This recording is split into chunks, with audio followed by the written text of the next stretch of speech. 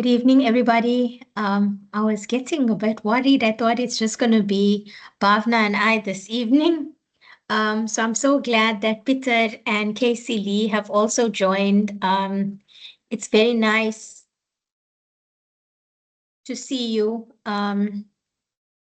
Sorry that I had to reschedule, but something came up, and then I was going to do the lecture on Tuesday night.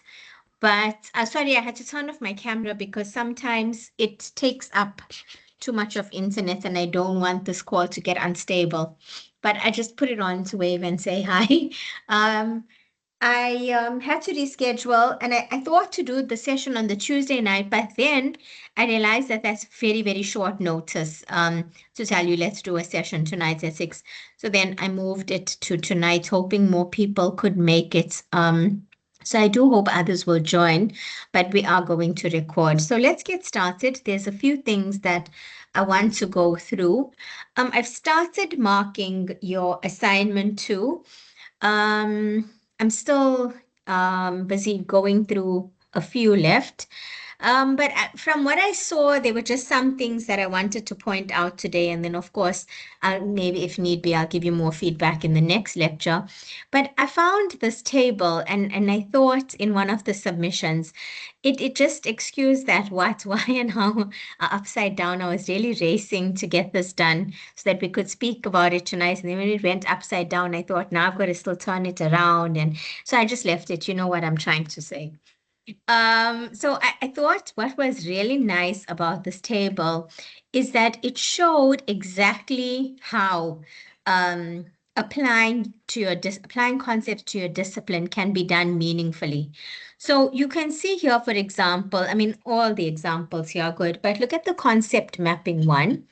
So they give you the strategy, which is concept mapping, and then very briefly they explain what concept mapping is, and then they say why concept mapping is a good strategy for their discipline. They say this enhances deep learning, encourages critical thinking, metacognition, and conceptual understanding. So you can see it's the what and it's the why, and then they give you the how. Students are required to map the relationship between stress, coping strategies, and resilience using online tools, and then they tell you which online tools. So I just thought this was a very nice example to showcase how this should be applied to your discipline. So it's not just something generic, but it's very, very specific. And this one also, I think what's really nice about this example was instead of just saying things like time pressures, large student numbers, because those are like true for all disciplines, this group pulled out specific examples related to their discipline. So look at the first one, lecturer resistance.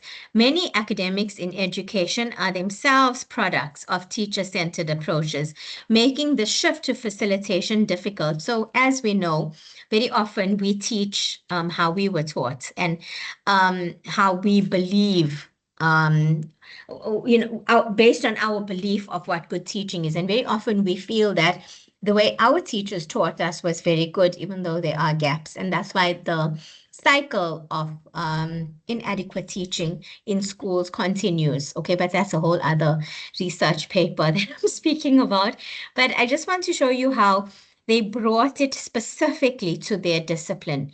Look at curriculum overload also. It's specific to their discipline. So even if you did say large numbers, so for example, I put an example here. If you did say large numbers, that's fine, even though it's applicable to all disciplines. Say specifically why large numbers are going to be complex and are a challenge for ICD in your discipline. So I put an example here where I said, large numbers in psych limits teaching approaches that can be used, such as role plays, which are important for whatever the story might be. Okay. And then overall, from the submissions that I've marked, there's still minor referencing errors I've had to deduct.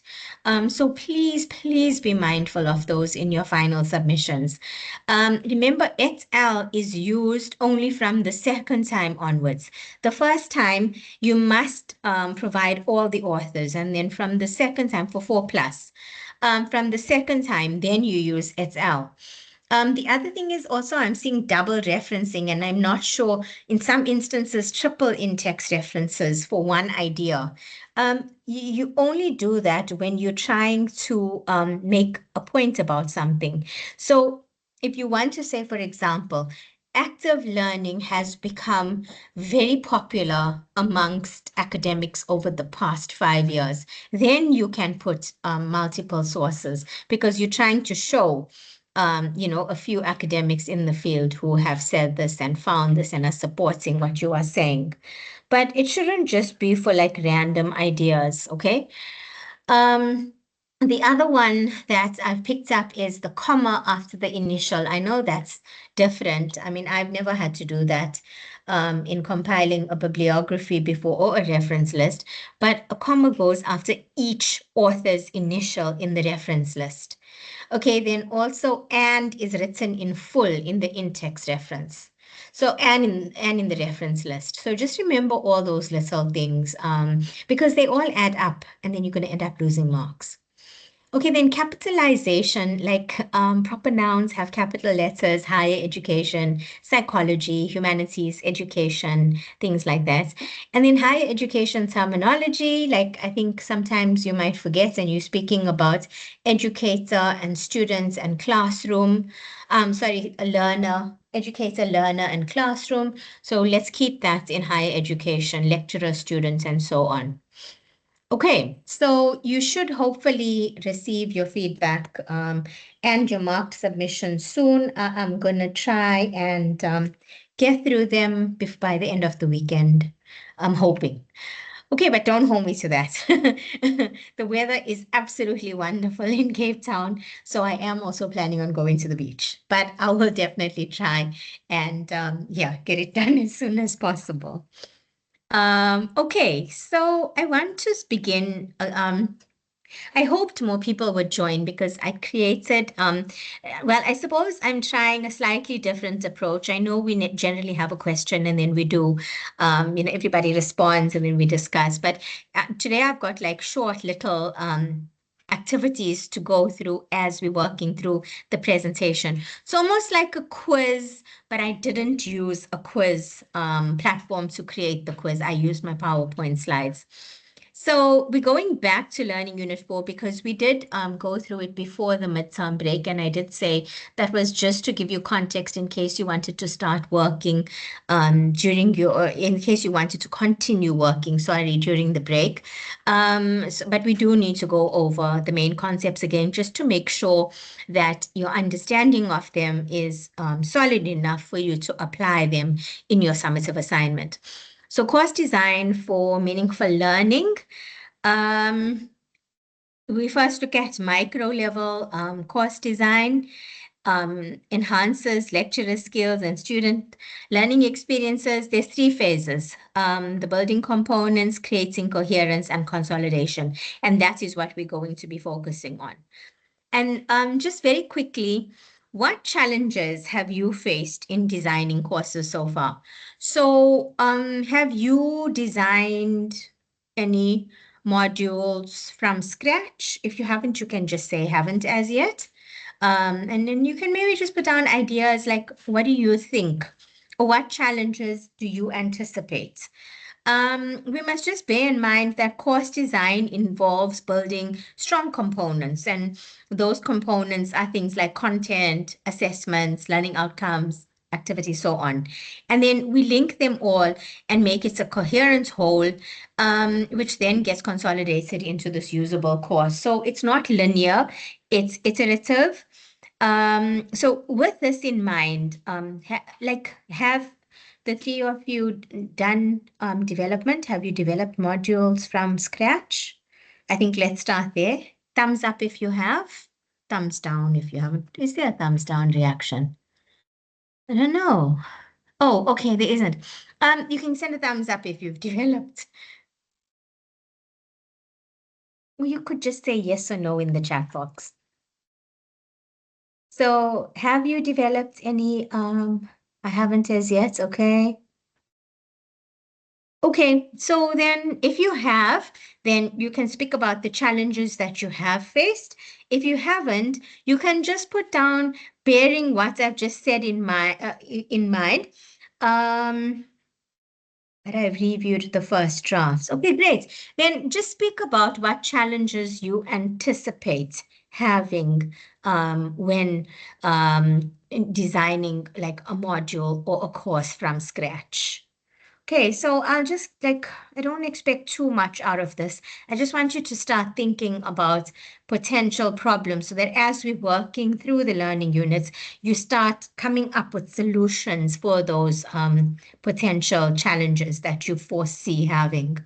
So 3 minutes, okay, 4 minutes. It's now 11 minutes past 6. So say by quarter past 6, if you could have just put down a few ideas, no pressure. Okay.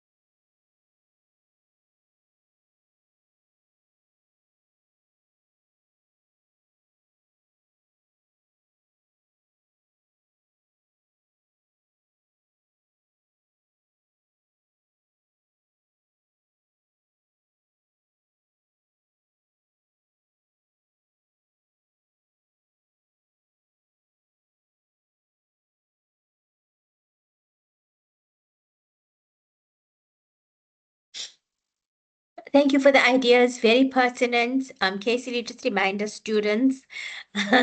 But what you're saying is absolutely 100% spot on and very important considerations when you are designing a module or course, because it has to obviously be linked to everything else, taking into account what everything else looks like.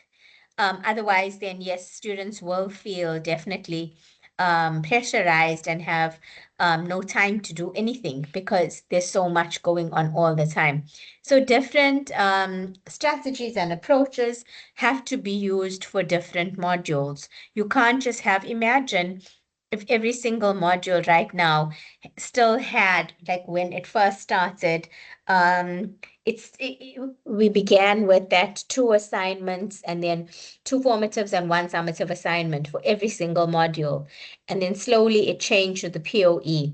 And then slowly it changed again to POE with collaboration, all designed to take into account that time and workload pressure that students were really struggling with when this qualification first came over to Emirates. So yeah, and on that note, I just want to say I have seen even in your assignment two, and I think my favorite part of assignment two is that question two, because then it gives me an idea of exactly what your thinking is when it comes to the module. And there were some really nice ideas there. Um, I think there were two that especially stood out for me, and I always note down these ideas. And then I try and implement them or see how I can implement them. The one was obviously to have some guest speakers, and I really liked that because they are so easily accessible. Because of the different layers that we have at Emirates, I could easily call on a colleague to come in, and then at least you don't have to listen to my voice for a full hour, to come in and share their expertise from another perspective. So then in that way, it's not just one person's perspective that you are getting on whatever the concept is. I really like that idea. And then there was another idea that really made such a lot of sense to me, and that was regarding the ARC activities. So it's all good and well that there's all these activities there for you to do, but in the absence of lecturer feedback, then like really now, so I really liked that there should be some form of feedback on those activities. It doesn't necessarily have to be lecturer feedback because I give feedback specifically, as and where needed on your ICE, and that's my engagement to support you in understanding the concept. So those activities are to further enhance your learning experience and help you engage and unpack and understand and apply. But then what happens to those activities? How do you even know that you're on the right track?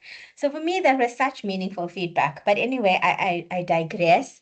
And I wanted to come back, oh yes, about the group work. And I know that they have been, and I think Peter, you raised two very valuable points in our last session about, not having knowing specifically how you as an individual are performing. And then I explained that, and especially because we all are in education and, we all do have someone's experience and understanding, you would know what your contribution is and where you are performing and how much of effort you're putting into things.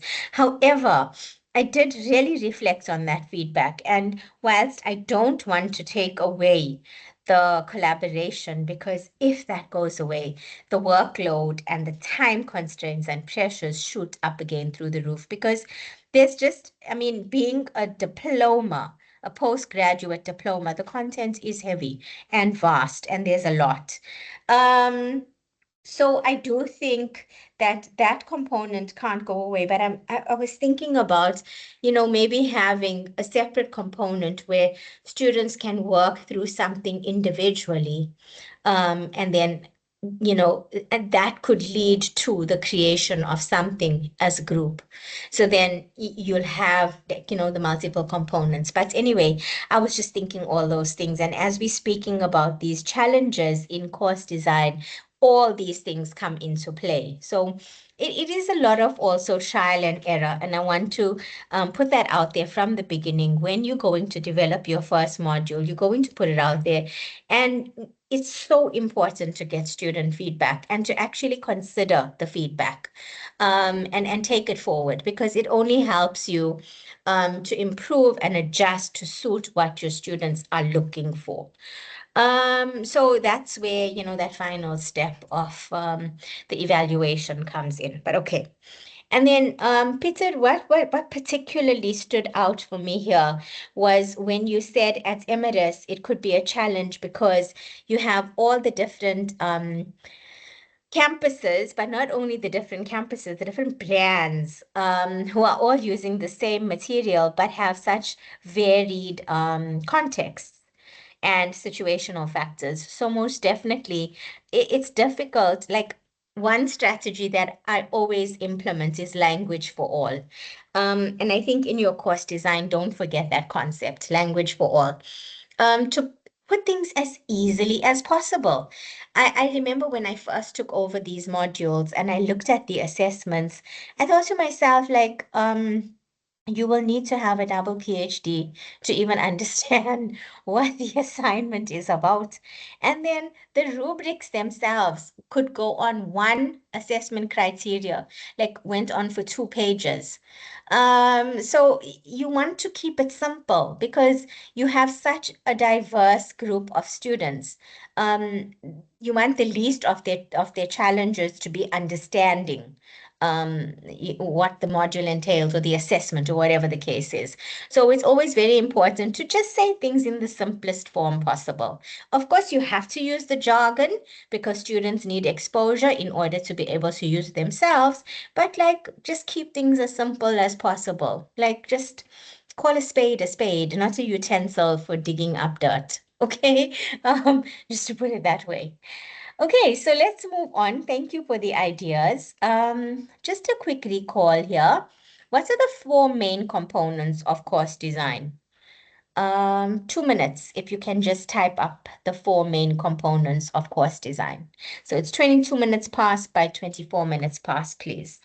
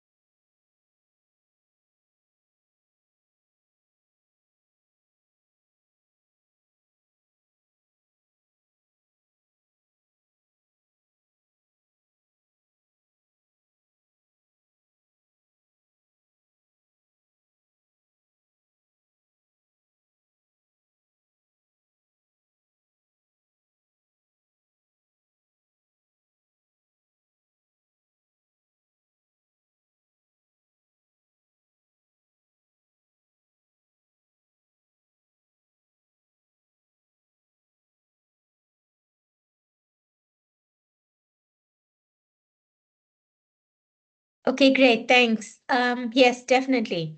It's your outcomes, which is your destination, your assessments, which will give you evidence of achievement, activities for student engagement, and then content, which will form your knowledge base. So those are your four main components of course design: outcomes, assessments, activities, and content.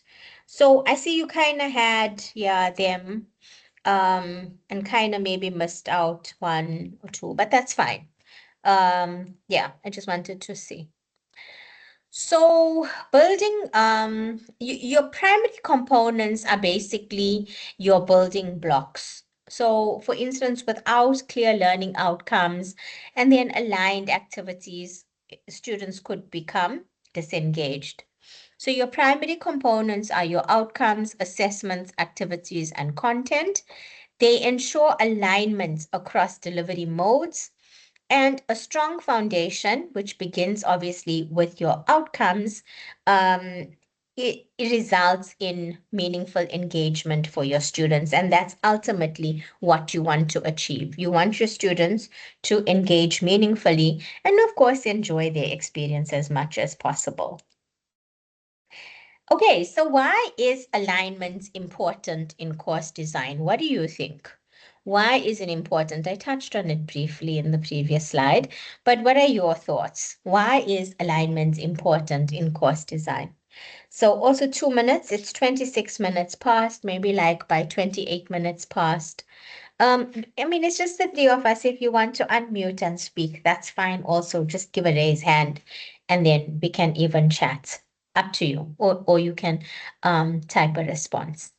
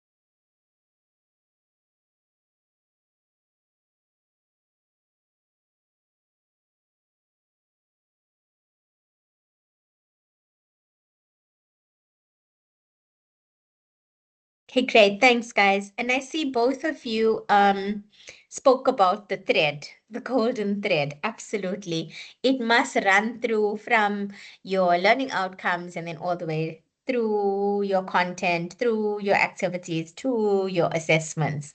So absolutely. And then Casey Lee for clarity and purpose, enhancing the effectiveness of learning. And then Peter, you also said something similar. It ensures that the different components are working together, so that the intended outcomes are achieved. Ultimately, that's what that's the purpose of everything. So, your outcomes must guide your assessments, obviously. You cannot have an outcome and then your assessment is something completely, totally unrelated. There has to be that link.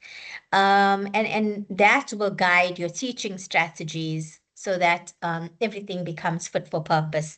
Basically, alignment ensures, that there's fairness, clarity, and transparency in teaching, so that the students know exactly what is expected from them, and how they can go about achieving the outcomes and possibly achieving those outcomes at a high level. Okay, so there must be that alignment.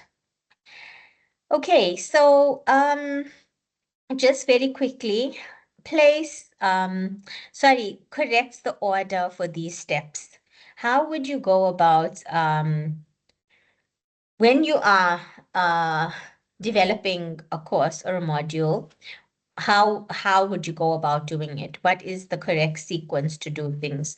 So the order as it stands: A, B, C, and D. Plan assessments, write outcomes, select content, design learning activities.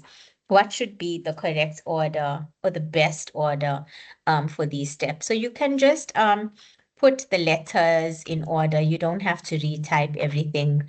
So just the letters in the correct order. So if you think the correct order is A, C, D, B, then you just write those letters in the chat box. And then a follow-up question for this: does the order matter? So you can just put the steps in the order and then just, do you think that having it in a particular order matters, or can it just be done in any order? What do you think? So 3 minutes here, it's now 32 minutes past, maybe like by 35 minutes past, if you can have something up.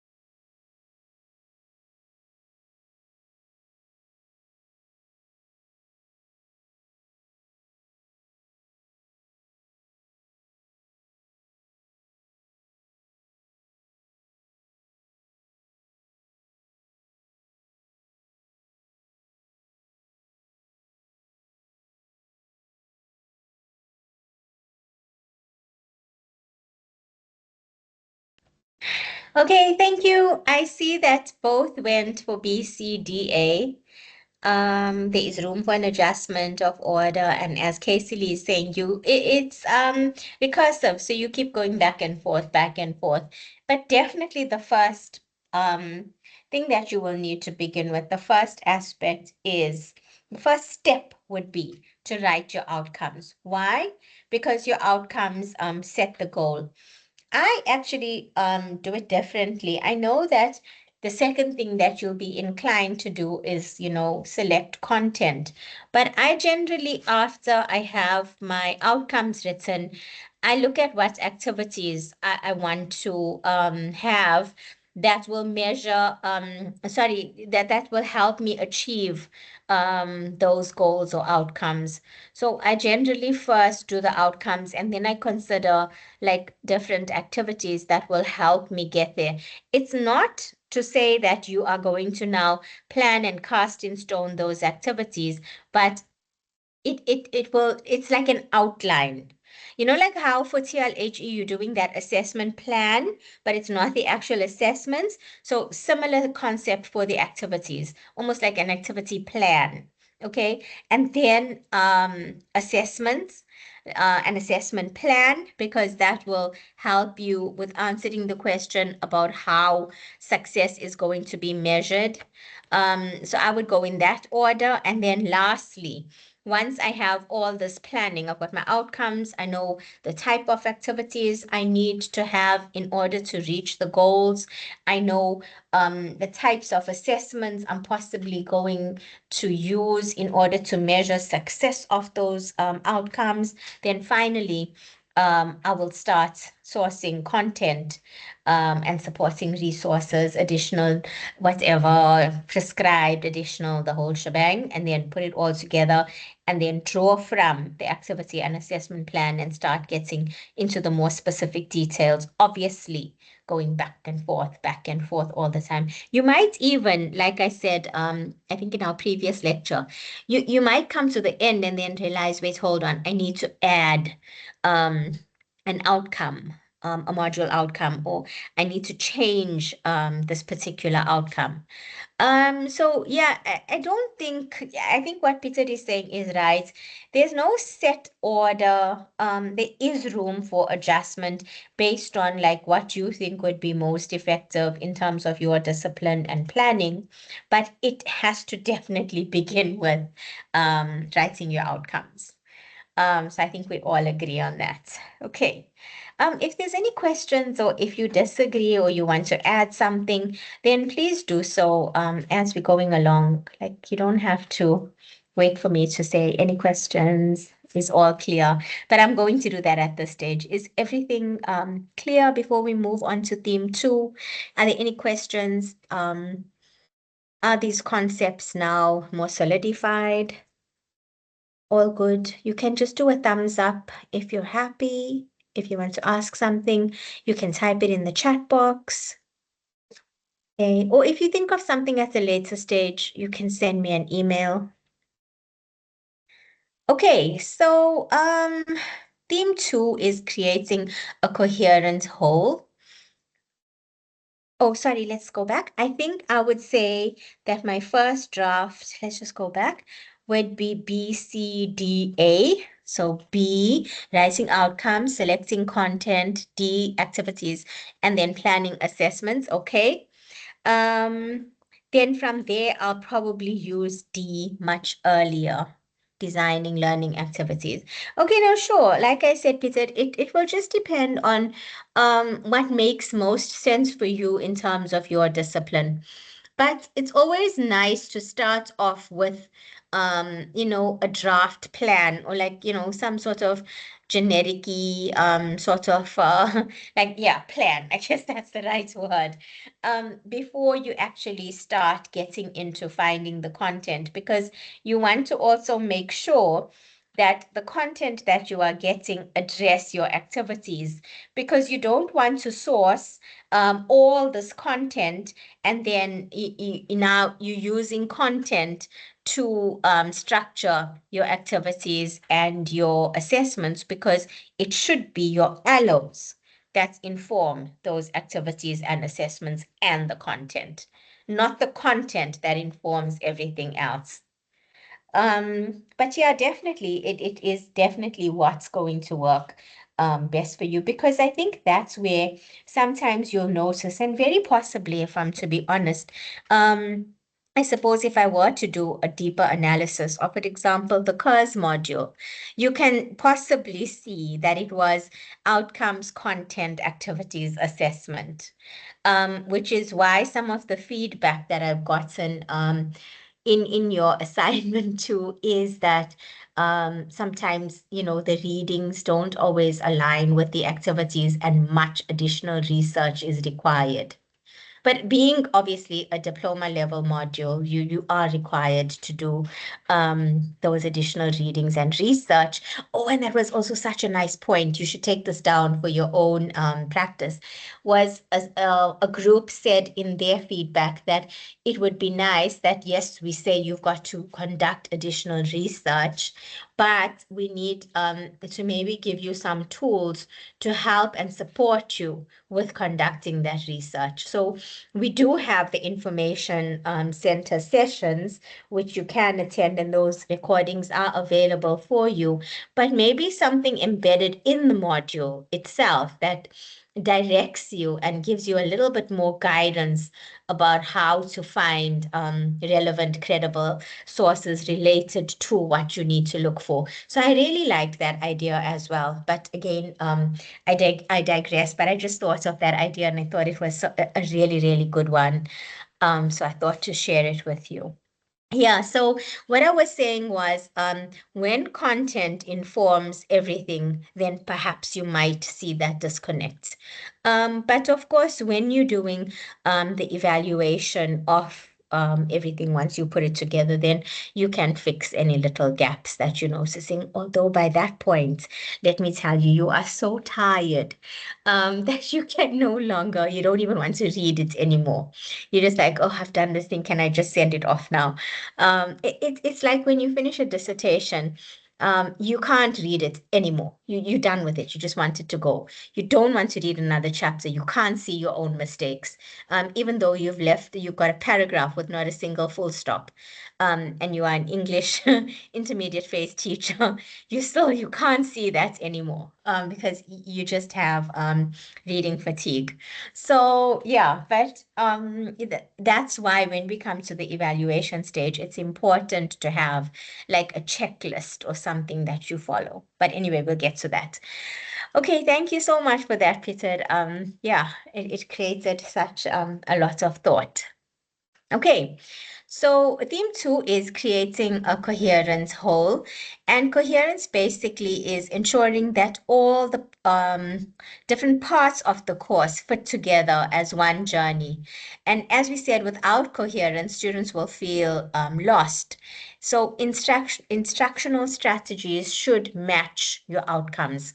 Group projects for collaboration outcomes. You shouldn't only have tests. In fact, like, tests are very valuable because they do a different and assess a different set of skills, but you should have a variety. It shouldn't just be test and exam, or it shouldn't just be assignments that entail writing essays. I think if I see in this day and age an assignment that says write a reflective essay, or write a descriptive essay, or write an argumentative essay, I want to cry.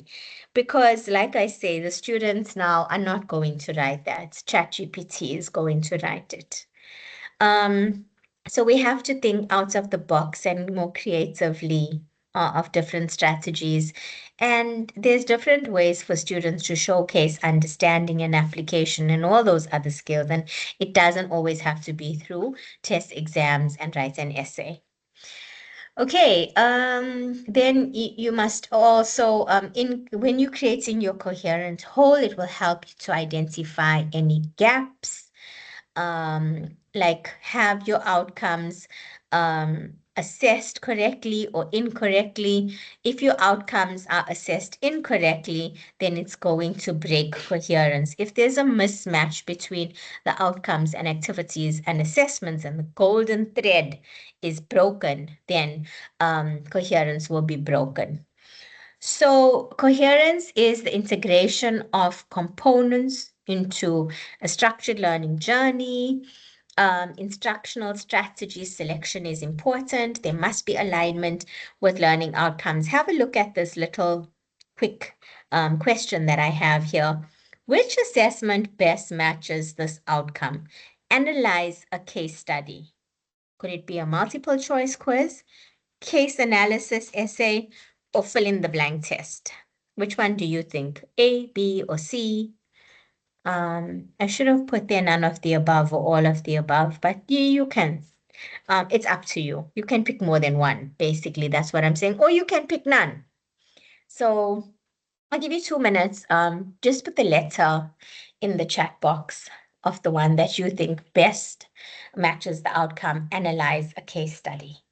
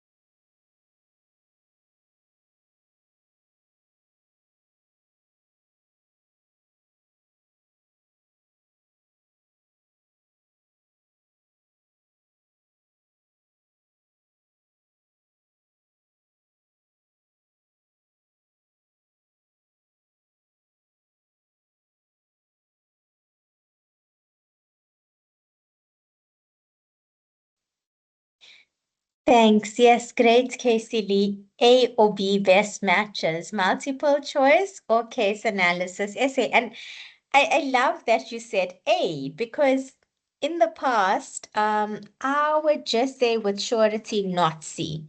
I think I'll have to see the specific questions of A or B before I am comfortable. Okay. Before I did that exercise of creating those revision questions for each learning unit as part of a project that was completed, I would have gone with case analysis essay, and I would have said that's the answer. But like, even though, in the past, A and C were seen as test recall, not analysis, an essay is analysis. That's not the case. It really isn't the case. You could, and as Peter says, depending on the types of questions you are asking, a multiple choice quiz or even, I mean, I'll fill in the blank. Yeah, okay. Could require more application and deeper analysis with better guidance than an essay. So yeah, I definitely like that you didn't just rule out um any and go straight to B because we must understand that there's more than one way to assess and it can be achieved through different strategies. So great. Okay, good. I got a quick true and false question here. A course is coherent if the outcomes, teaching activities, and assessments are aligned. Is that true or false? You can just pop an answer in the chat box. T for true, F for all. False. I almost said F for alls. F for false. So you can just put T or F. What do you think? A course is coherent if the outcomes, teaching activities, and assessments are aligned. Ooh, what is going on with me?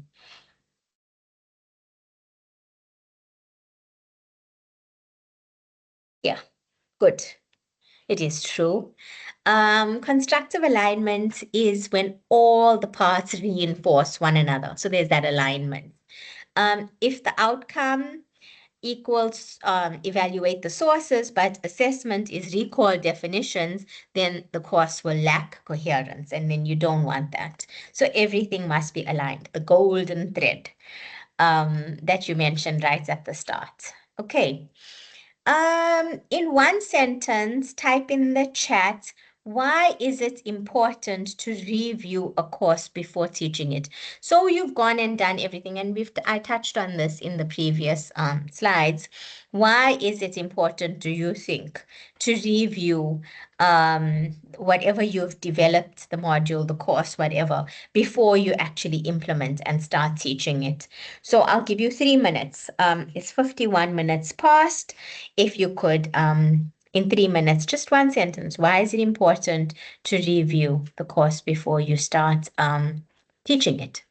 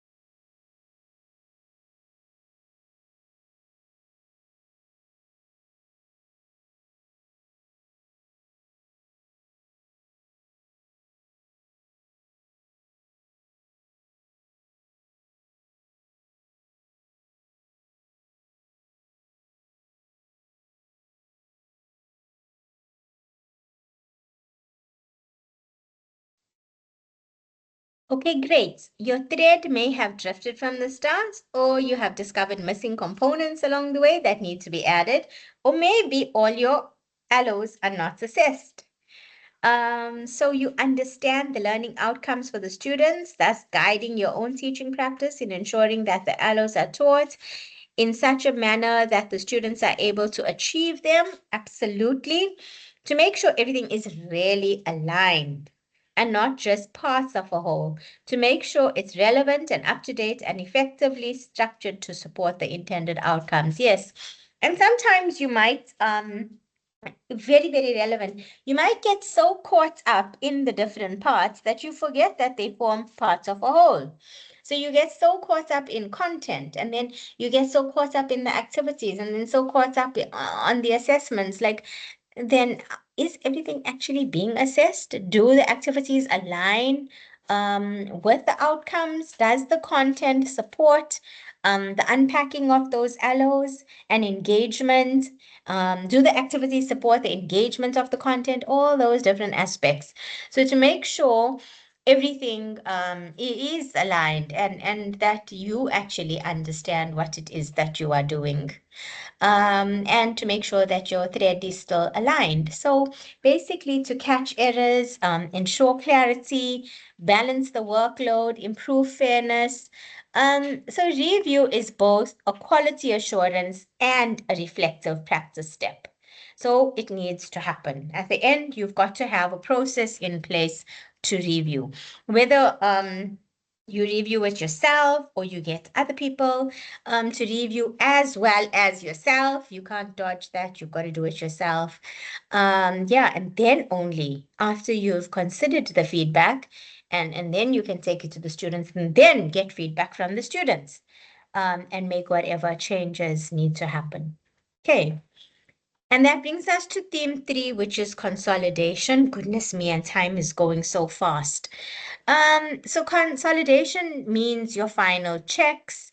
You look at your syllabus design. Is there a clear structure, expectations, content coverage? You need to have grading systems into place to ensure all that transparency, fairness, and that everything is aligned to your outcomes. And then course review entails anticipating issues such as workload. We all don't want to overload our students because then they're not going to enjoy the learning. And then that just becomes a whole other level of something else. Make sure there's no unclear instructions or any gaps in assessment. So finalize your design into syllabus and assessment plan, develop grading systems, and review for potential problems. So have a look at this extract very quickly, taken from a module outline, a fictitious module outline, I hope. Students will learn a lot about science. Assessment, a test. Grading, not specified. What problems do you see with this extract? I mean, if you were to see this in your module outline, what is the problems here? Problem or problems? 2 minutes if you can just list them in the chat box very quickly.